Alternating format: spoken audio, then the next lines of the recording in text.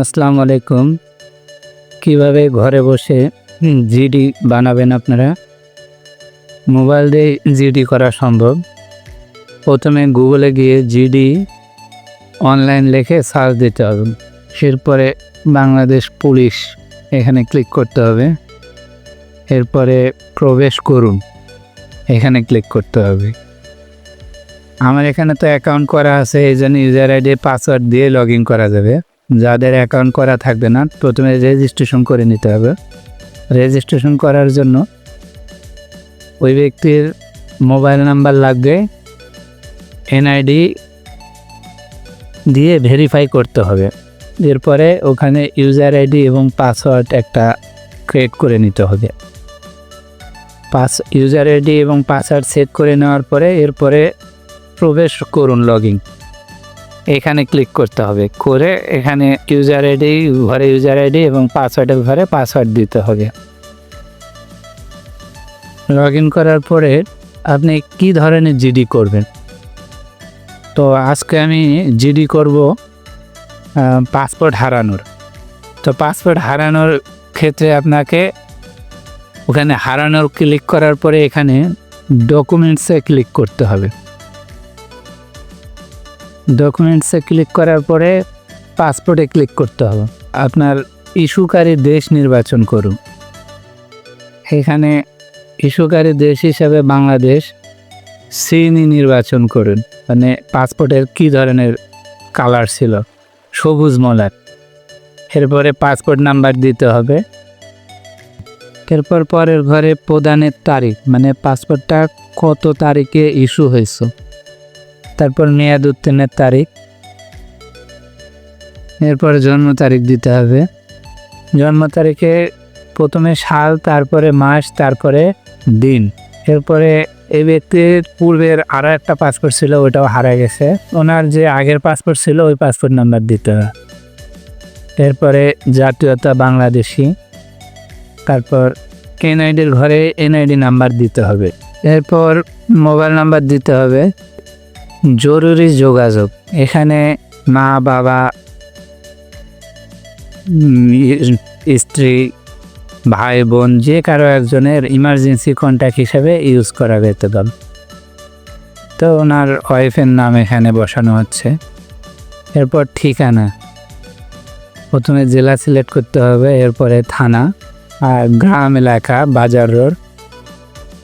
আর GD যেহেতু আরেকজনের নামে করতেছি এখানে অন্যজন সিলেক্ট করতে হবে।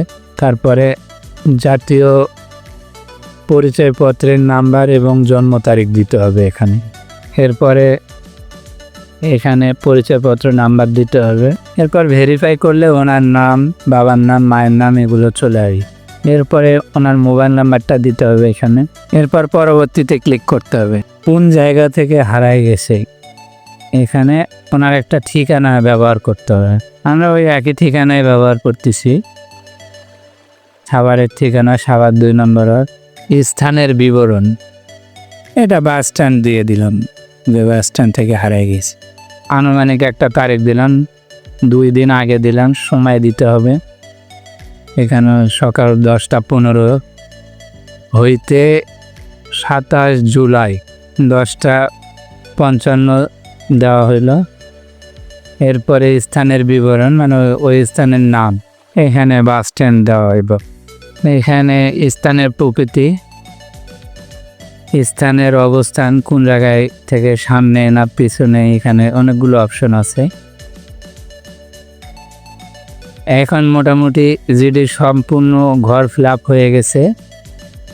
এখন আমরা ফাইনাল সাবমিট দিয়ে দিব। সাবমিটে ক্লিক করতে হবে। এখানে পুরো পেজটা একত্রে দেখাবে।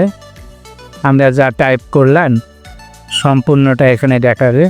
যদি কোনো কিছু ভুল যায় তাহলে এখানে আবার এডিটে ক্লিক করলে এডিট অপশন আসবে এবং এডিট করা যাবে।